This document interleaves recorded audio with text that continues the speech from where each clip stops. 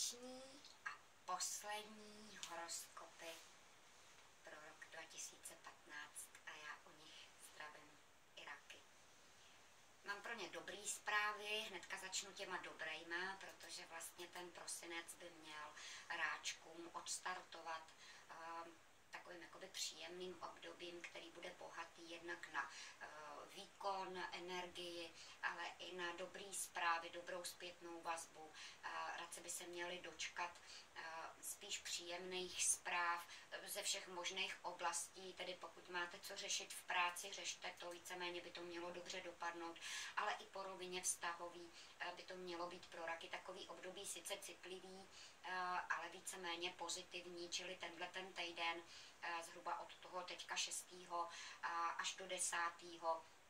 je pro raky velmi příjemné. Já myslím si, že spousta raků zařídí spousta věcí. Pokud jdete kupovat dárky, tak to budete dělat s citem. Pokud budete s někým mluvit, budete plný empatie a pochopení a ještě navíc to stejný by se vám mělo dostávat. Kolem 11.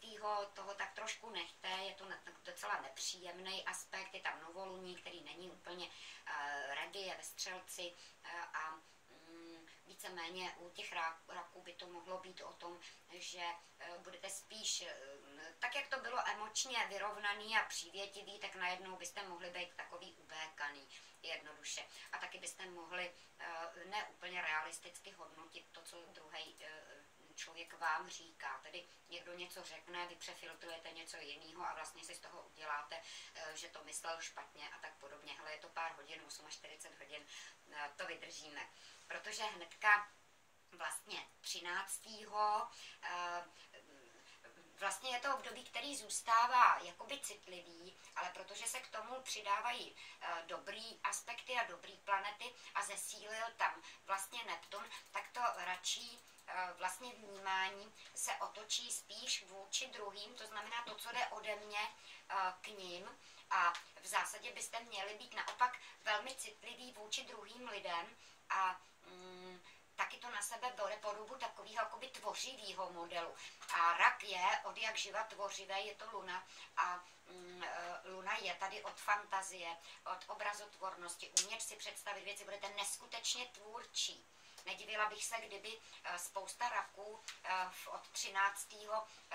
začala vystřihovat nějaké záležitosti nebo dostala potřebu upíct tu perníkovou chaloupku. Budete si umět velmi dobře představit, co vlastně chcete vyrobit a budete chtít, aby se to druhým líbilo.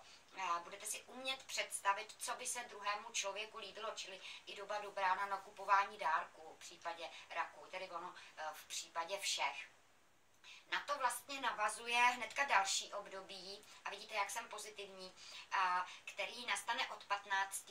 a bude trvat vlastně celý týden, kdy k tomu silnému Neptunu, který vlastně zůstává takhle jakoby v tomhle postavení, že je jakoby vidět, tak se vlastně přidají ještě takové planety jako Venuše, Mars, Uran a to všechno v dobrých, v takových jako kdyby dobrých polohách, abych tak řekla. Takže vlastně se jakoby ještě víc umocní tyhle ty věci a spousta raků by se měla vzhledem k té Venuši a k tomu Marsu dočkat i velmi příjemných záležitostí, emočních, citových a vůbec by to mělo být období bohatý na lásku, vzájemnost, na obětí, na hezký slova, hezký zprávy. I vy budete mít potřebu říkat hezký věci. Možná dojdete k tomu, že navštívíte někoho, koho jste dlouho neviděli a všude budete zářit takovým jakoby velmi příjemným rozpoložením citovým. Jediný, co tam je kvůli tomu Neptunu u raků blbý, že budou asi v tuhle dobu málo spát nebo hůř se jim bude usínat, ale to je prostě taková drobnost, kterou v kontextu s tím, co všechno pozitivního přichází, mila rádi odpustíme. Potom přichází aspekt, který je vlastně v prosinci velmi zásadní a velmi důležitý, a to je vlastně zimní slunovrat, kdy sluníčko v reálu to vypadá tak, že sluníčko, který doposavad bylo ve Střelci, při tom slunovratu přechází vlastně do Kozoroha. Od jak živa je zimní slunovrat důležitá věc a po rovině astronomický je to zajímavý úkaz, po rovině astrologický je potom velmi zásadní. To slunce tím přechodem vlastně do toho kozoroha získává podobu, protože slunce zastupuje bytostnou podstatu, tedy já. A vlastně střelec to je Jupiter a kozoroh to je Saturn. A jestliže nám ta bytostná podstata se přesouvá vlastně de facto z toho od Jupitera k Saturnu, tedy se vládnoucím znamením, vládnoucí planetou všech znamení, tedy i raku, stává Saturn, pak samozřejmě je otázkou, jak to který znamení pojme, například kozoroh, tam, kde to slunce vlastně do jeho vlastního znamení, tedy vlastně podpoří pouze to kozoroží, ale v případě raků je to poměrně zásadní aspekt, který toho raka de facto obrací od toho citového, emočního, imaginárního, tvořivého, citlivého k tomu zemitýmu, hmotnému modelu. Čili pro raky je to třeba změna, kterou pocítí stejně jako třeba rybičky mnohem víc než zemitá znamení. Nebude to ale v tomto případě negativní, protože v rámci tohohle slunovratu tam působí ještě spousta jiných planet, které jsou víceméně pozitivní. Takže si myslím, že to u raků vezme spíš takovou podobu, kdy těm rakům začne dělat radost spíš praktická rovina a taky oni začnou mnohem víc přemýšlet. To znamená, že je tam trošku odklon od toho citového a příklon k tomu racionálnímu, k tomu praktickému, kdy díky těm planetám by to mělo minimálně začínat tím pozitivním. A musíme si uvědomit, že Saturn je tady vlastně od zpětné vazby, je spravedlivý, je neuplatný a odměňuje, ale taky prostě ukazuje, co jsme udělali blbě. Když vám útěchou, že rozhodně si myslím, že Saturn začne tím dobrým. On je tam ovlivňovaný Venuší, on je tam hezky postavený, čili on spíš rakům by měl přinést třeba například najdou novou práci, nebo dostanou přidáno, nebo se jim vyřeší nějaká ekonomická věc. A celá ta pozornost vlastně těch ráčků se otočí víc k tomu hmotnému světu a postaví se těma nožkama račíma mnohem víc na zem.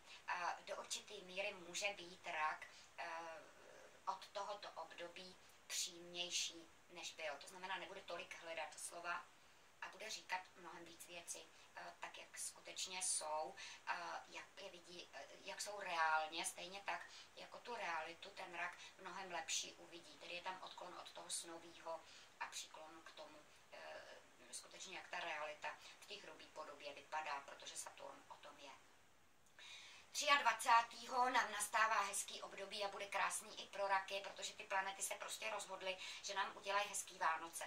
A díky tomu, že tam působí hrozně hezky Venuše, je tam spousta planet, který vlastně jsou tam všechny ty planety v hezkém postavení, takže si myslím, že od 23. minimálně do nějakého 26. 27. To bude období velmi příjemný, emoční, citlivý. U raku by to mohlo vzít na sebe podobu takového jakoby uvědomění si, kdo je pro mě opravdu cenný, kdo má pro mě do budoucna hodnotu, ale i rak dostane vlastně takovou tou zpětnou vazbou jakousi informaci o tom, že je pro někoho velmi důležitý a jak moc je pro někoho důležitý. Rakům se může dostat poděkování nebo ocenění za něco, celý jejich bytosti ocenění. Čili ty Vánoce si myslím, že proběhnou velmi hezky. Ještě 25. je úplněk, to asi rakům zmíním, protože ten úplněk je v raku a je tam opozice na to sluníčko, který je tou dobou v tom kozorohu, čili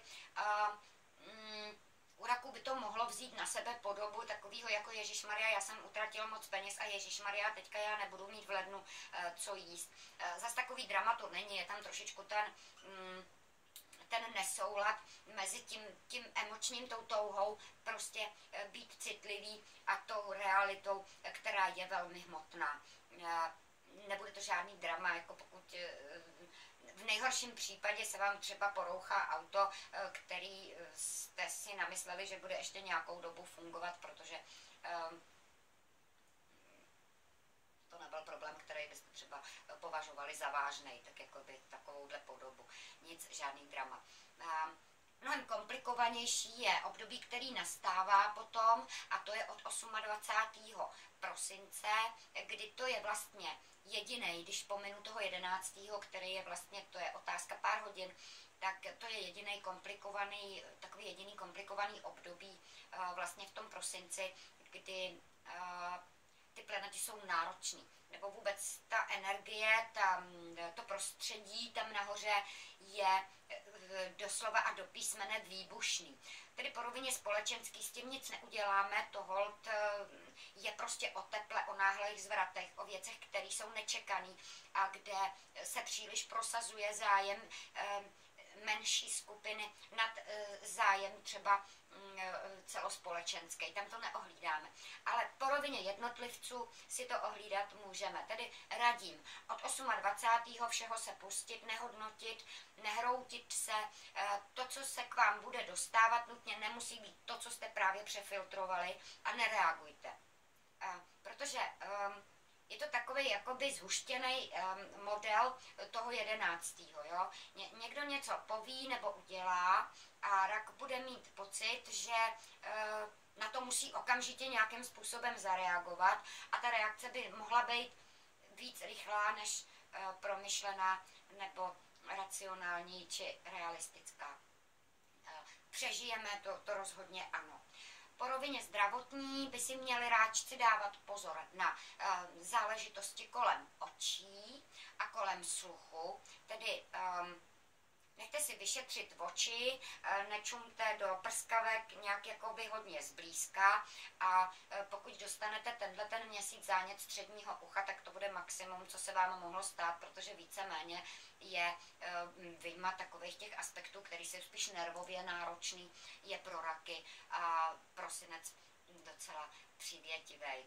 No a já už vám popřeju jenom hezký štědrý den, krásný Vánoce, vím, že raci jsou nesmírně citliví, takže mega přání, ať máte krásný štědrý den, ať se vám to vydaří, ať jste spokojený a hodně štěstí do nového roku, protože my se vlastně u horoskopu uvidíme až v lednu.